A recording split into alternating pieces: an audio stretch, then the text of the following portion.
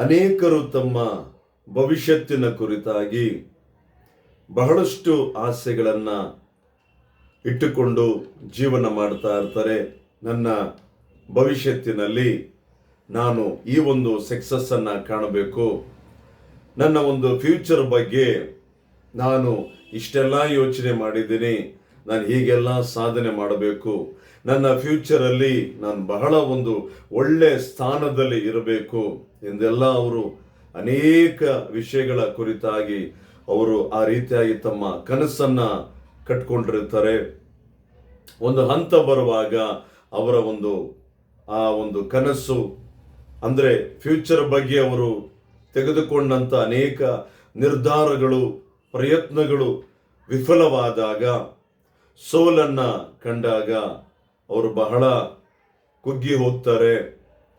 ಅವರು ಬಹಳ ಆ ಒಂದು ಕಾರ್ಯವನ್ನು ಕುರಿತು ನನ್ನ ಜೀವಿತದಲ್ಲಿ ಅಂದರೆ ನನ್ನ ಮುಂದಿನ ಭವಿಷ್ಯತ್ತಿನಲ್ಲಿ ನಾನು ಏನೆಲ್ಲ ನಾನು ಅಂದ್ಕೊಂಡಿದ್ದೆ, ಈ ರೀತಿ ಆಯ್ತಲ್ಲ ಎಂಬುದಾಗಿ ಕುಗ್ಗಿ ಹೋಗಿ ಮುಂದೆ ಅವರು ಏನು ಮಾಡಬೇಕಾಗಿತ್ತು, ಯಾವ ಒಂದು ಫ್ಯೂಚರ್ ಬಗ್ಗೆ ಅವರು ಯೋಚನೆ ಮಾಡಿ ಆ ವಿಧವಾಗಿ ಮಾಡಬೇಕಾಗಿತ್ತು ಅದನ್ನು ಆ ಒಂದು ಗಮನವನ್ನು ಅವರು ಹಾಗೆ ದಿನೇ ದಿನೇ ಕಡಿಮೆ ಆಗ್ತಾ ಆಗ್ತಾ ಇನ್ನು ನನ್ನ ಜೀವನ ಇಷ್ಟೇ, ನನ್ನನ್ನು ಯಾರು ಕೂಡ ನನಗೆ ಪ್ರೋತ್ಸಾಹ ಕೊಡುವಂಥವರಿಲ್ಲ, ನನಗೆ ಯಾರು ಸಹಾಯ ಮಾಡುವವರಿಲ್ಲ, ನನ್ನನ್ನು ಯಾರು ಕೂಡ ನನ್ನನ್ನು ಮುಂದೆ ನಡೆಸುವಂಥವರಿಲ್ಲ, ನನ್ನ ಜೀವನ ಇಷ್ಟೇ, ನಾನು ಬಹಳ ಪ್ರಯಾಸ ಪಟ್ಟೆ, ನಾನು ಬಹಳ ಇದಕ್ಕಾಗಿ ನಾನು ನನ್ನ ಒಂದು ಕನಸಿನಲ್ಲಿ ಅಂದರೆ ನನ್ನ ಒಂದು ಫ್ಯೂಚರ್ ಬಗ್ಗೆ ನಾನು ಹೀಗೆಲ್ಲ ಯೋಚನೆ ಮಾಡಿದ್ದೆ, ಯಾವುದು ಕೂಡ ನೆರವೇರದೆ ಹೋಯ್ತಲ್ಲ ಎಂಬುದಾಗಿ ದುಃಖದಲ್ಲಿ ಇರ್ತಾರೆ. ಇವತ್ತು ನೀವು ಕೂಡ ಅದೇ ರೀತಿಯಾಗಿ ಆ ಕೊರಗಿನಲ್ಲಿ ನನ್ನ ಫ್ಯೂಚರ್ ಈ ರೀತಿ ಆಯ್ತಲ್ಲ ಎಂಬುದಾಗಿ ದುಃಖ ಪಡ್ತಾ ಇದ್ದೀರಾ. ನಿಮಗೆ ದೇವರ ವಾಕ್ಯ ಹೇಳುವಂಥದ್ದು ಏನೆಂಬುದಾಗಿ ನೋಡುವಾಗ ಯೆಶಾಯ ಪ್ರವಾದನೆ ಗ್ರಂಥ 60ನೇ ಅಧ್ಯಾಯ 1ನೇ ವಾಕ್ಯವನ್ನು ನಾವು ಗಮನಿಸುವಾಗ ವಾಕ್ಯವು ನಮಗೆ ಈ ರೀತಿಯಾಗಿ ಹೇಳ್ತಾ ಇದೆ.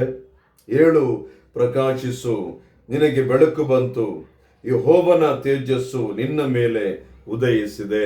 ದೇವರು ಹೇಳ್ತಾ ಇದ್ದಾರೆ, ನೀನು ಎಲ್ಲಿ ಬಿದ್ದೋಗಿದೆಯಾ ಪ್ರಿಯ ಮಗನೇ, ಪ್ರಿಯ ಮಗಳೇ, ಪ್ರಿಯ ಸಹೋದರ ಸಹೋದರಿಯರೇ, ನೀನು ಎಲ್ಲಿ ಬಿದ್ದೋಗಿದ್ಯಾ? ನೀನು ಎದ್ದೇಳು, ನೀನು ಎದ್ದೇಳಬೇಕು. ಆ ಕೊರಗಿನ ಆ ಒಂದು ಬಲಹೀನತೆಯಲ್ಲಿ ಬಿದ್ದು ಹೋಗಿದ್ದೀಯಾ? ನನ್ನ ಕನಸು ನೆರವೇರದೆ ಹೋಯ್ತಲ್ಲ, ನನ್ನ ಫ್ಯೂಚರಲ್ಲಿ ನಾನು ಏನೆಲ್ಲ ಸಾಧನೆ ಮಾಡಬೇಕೆಂಬುದಾಗಿ ಅಂದುಕೊಂಡಿದ್ದೆ, ಆಗದೆ ಹೋಯ್ತಲ್ಲ ಎಂಬುದಾಗಿ ನಿರುತ್ಸಾಹದಿಂದ ಬಳಲಿ ಹೋಗಿರುವ ಜಾಗದಿಂದ ನೀನು ಎದ್ದೇಳಬೇಕು, ನೀನು ಹೇಳಬೇಕು. ದೇವರು ಹೇಳ್ತಾ ಇದ್ದಾರೆ, ನಾನು ನಿನಗೆ ಬೆಳಕಾಗಿರ್ತೀನಿ, ನಾನು ನಿನಗೆ ಸಹಾಯ ಮಾಡುತ್ತೀನಿ, ನಾನು ನಿನ್ನನ್ನು ಉದ್ಧಾರ ಮಾಡುತ್ತೀನಿ. ನೀನು ಎದ್ದೇಳಬೇಕು. ಎಲ್ಲಿಂದ ಬಿದ್ದಿದೆಯೋ ಅಲ್ಲಿಂದ ಎದ್ದೇಳಬೇಕು. ದರಿದ್ರ ಎಂಬಂತ ಜಾಗದಲ್ಲಿ ಬಿದ್ದೋಗಿದೆಯೋ, ಆ ಒಂದು ಅನೇಕ ಯೋಚನೆಗಳಿಂದ ಭಾರದಿಂದ ನೀನು ತುಂಬಲ್ಪಟ್ಟು ಆ ಜಾಗದಲ್ಲಿ ಬಿದ್ದೋಗಿದ್ದೀಯೋ, ಅಲ್ಲಿಂದ ನೀನು ಹೇಳಬೇಕು. ನೀನೆಲ್ಲ ನಿನ್ನ ಒಂದು ಫ್ಯೂಚರ್ ಬಗ್ಗೆ ನೀನು ಏನೆಲ್ಲ ನೀನು ಯೋಜನೆಗಳನ್ನ ಹಾಕಿಕೊಂಡಿದ್ದೀಯೋ, ನೀನು ಏನೆಲ್ಲ ನಿನ್ನ ಫ್ಯೂಚರ್ ಬಗ್ಗೆ ನೀನು ಅಂದ್ಕೊಂಡಿದ್ದೀಯೋ ಎಲ್ಲವೂ ಕೂಡ ನೆರವೇರುತ್ತೆ. ಆ ಸಮಯ ಬಂದಿದೆ, ನೀನು ಎದ್ದೇಳಬೇಕು.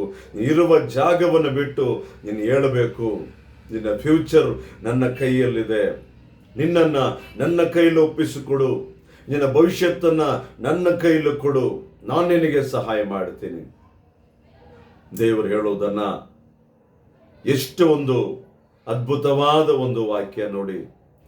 ನಿನಗೆ ಬೆಳಕು ಬಂದಿದೆ, ನಿನಗೆ ಎದ್ದೇಳಬೇಕು. ಇನ್ನೊಂದು ಜಾಗದಲ್ಲಿ ಕೀರ್ತನೆಗಳು 18:28 ದೇವರ ವಾಕ್ಯ ಹೇಳ್ತಾ ಇದೆ, ನೀನೇ ನನ್ನ ದೀಪವನ್ನು ಹೊತ್ತಿಸುವವನಲ್ಲವೇ, ನನ್ನ ದೇವರಾದ ಯೆಹೋವನು ನನಗೆ ಬೆಳಕನ್ನು ಕೊಟ್ಟು ಕತ್ತಲನ್ನು ಪರಿಹರಿಸುವವನು.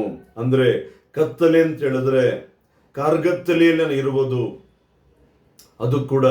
ಆದರೆ ನಾವು ನೋಡುವುದೇ ಆದರೆ ಕತ್ತಲೆ ಅಂತ ಹೇಳಿದ್ರೆ ನಾವು ಏನು ಮಾಡಲು ನಾವು ಮುಂದೆ ಹೋಗಿದ್ದೀವೋ, ನಾವೇನು ಪ್ರಯಾಸ ಪಡ್ತಾ ಇದ್ದೀವೋ ಆ ಒಂದು ಆಗದಂತ ಪರಿಸ್ಥಿತಿ, ಅಂತ ಒಂದು ಕತ್ತಲಿನಿಂದ, ಸೋಲೆಂಬ ಕತ್ತಲಿನಿಂದ ನಿರುತ್ಸಾಹವೆಂಬಂತ ಕತ್ತಲೆಯಿಂದ ನಾನು ಹೀಗೆ ಬಿದ್ದು ಹೋದೆಂಬುದಾಗಿ ಆ ಕೊರಗಿರುವಂತ ಆ ಒಂದು ಕತ್ತಲೆಯಿಂದ ನೀನು ಎದ್ದೇಳು, ನಿನ್ನನ್ನ ನಾನು ಉದ್ಧಾರ ಮಾಡುತ್ತೀನಿ, ನಿನ್ನ ದೀಪವನ್ನ ನಾನು ಹೊತ್ತಿಸುತ್ತೇನೆ.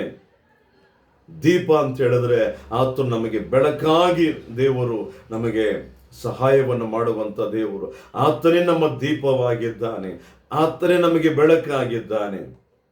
ಆದ್ದರಿಂದ ಈ ವಾಕ್ಯಗಳ ಮೂಲಕವಾಗಿ ದೇವರು ನಿಮ್ಮ ಪ್ರತಿ ಒಬ್ಬೊಬ್ಬರನ್ನ ಆತನ ಬೆಳಕಿನಲ್ಲಿ ನಡೆಸಲಿ. ನಿಮ್ಮ ಭವಿಷ್ಯತ್ತನ್ನ, ನಿಮ್ಮ ಎಲ್ಲ ಪ್ರಯಾಸಗಳನ್ನ ಆತನ ಬೆಳಕಿನಲ್ಲಿ ಒಪ್ಪಿಸಿಕೊಡುವಾಗ, ಆತನ ಕರಗಳಲ್ಲಿ ಒಪ್ಪಿಸಿಕೊಡುವಾಗ ಆತನೇ ನಿಮಗೆ ನಿತ್ಯ ಬೆಳಕಾಗಿದ್ದು, ನಿಮಗೆ ಆತನು ದೀಪವಾಗಿದ್ದು ನಿಮ್ಮನ್ನು ಮಾರ್ಗ ಕೊನೆಯವರೆಗೂ ನಡೆಸಿ ನಿಮ್ಮ ಎಲ್ಲ ಯೋಜನೆಗಳನ್ನ ಆತನು ನೆರವೇರಿಸಲು ಆತನು ಸದಾ ಸಿದ್ಧನಾಗಿದ್ದಾನೆ. ಯೇಸು ಕ್ರಿಸ್ತನ ನಾಮದಲ್ಲಿ ನಿಮ್ಮ ಎಲ್ಲರನ್ನ ಆರೈಸುತ್ತಾ ದೇವರು ನಿಮ್ಮನ್ನು ಬಲಪಡಿಸಲಿ. ಆಮೆನ್.